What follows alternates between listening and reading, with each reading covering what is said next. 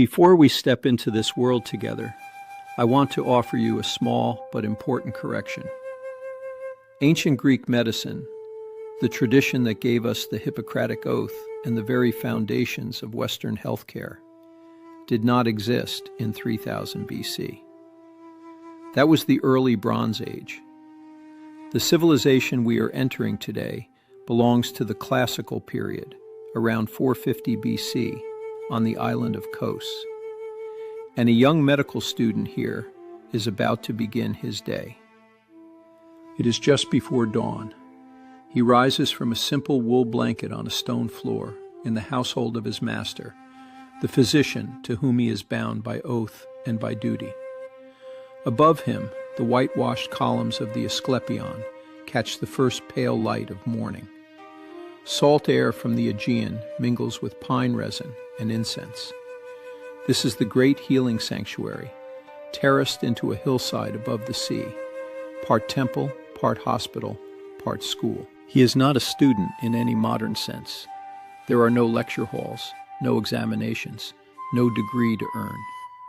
He lives in his teacher's household, almost as a son, learning the art of medicine by living it. His first duty is the abaton, the sacred sleeping hall. Here, patients wrapped in white linen have spent the night on stone floors, waiting for the healing god Asclepius to visit them in dreams. The student moves quietly between them, noting who is restless, who is calm, whose skin has changed color in the night.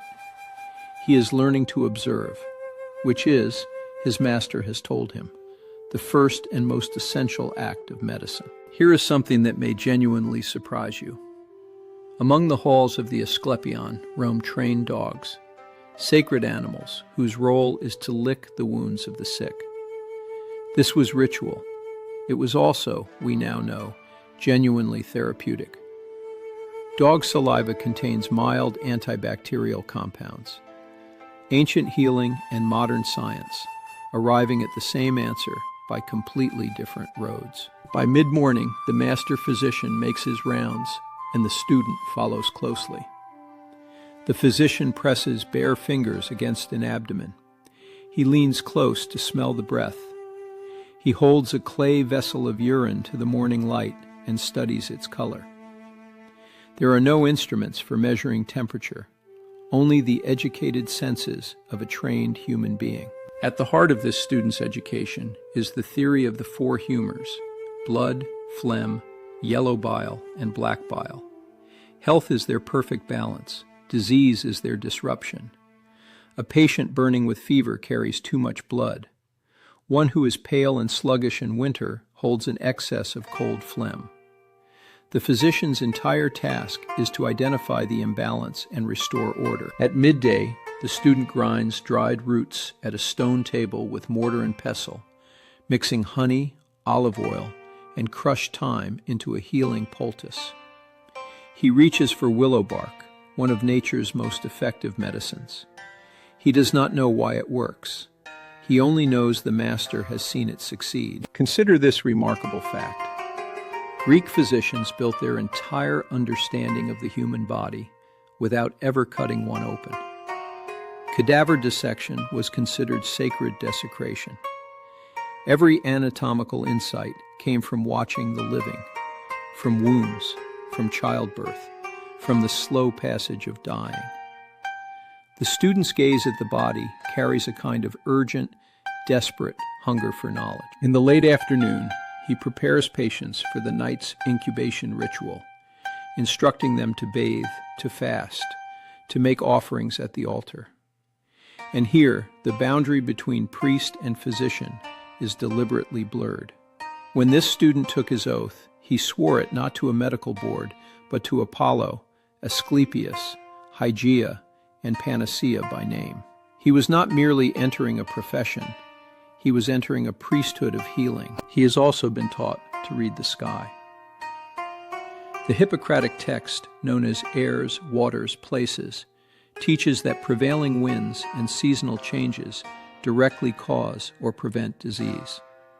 North winds purify, south winds weaken.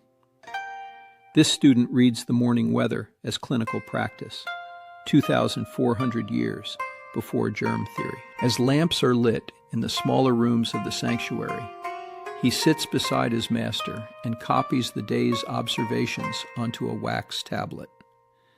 Season, symptoms, treatment, outcome.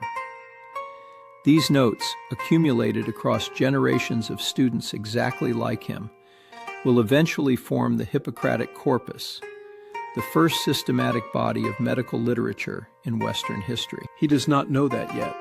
Tonight, he is only a young man in a worn linen chiton, writing by lamplight, trying to understand why people suffer and how the body heals. Every physician who has ever taken the Hippocratic Oath, and there have been millions, carries a thread back to this island, to this student, to this particular morning above the Aegean Sea. History is not only a record of outcomes, it is a world once fully inhabited by real people, making their way through questions they could not yet answer. I am Arthur Winslow, and this has been a day in the life of an ancient Greek medical student. Until our next journey through history, I will see you then.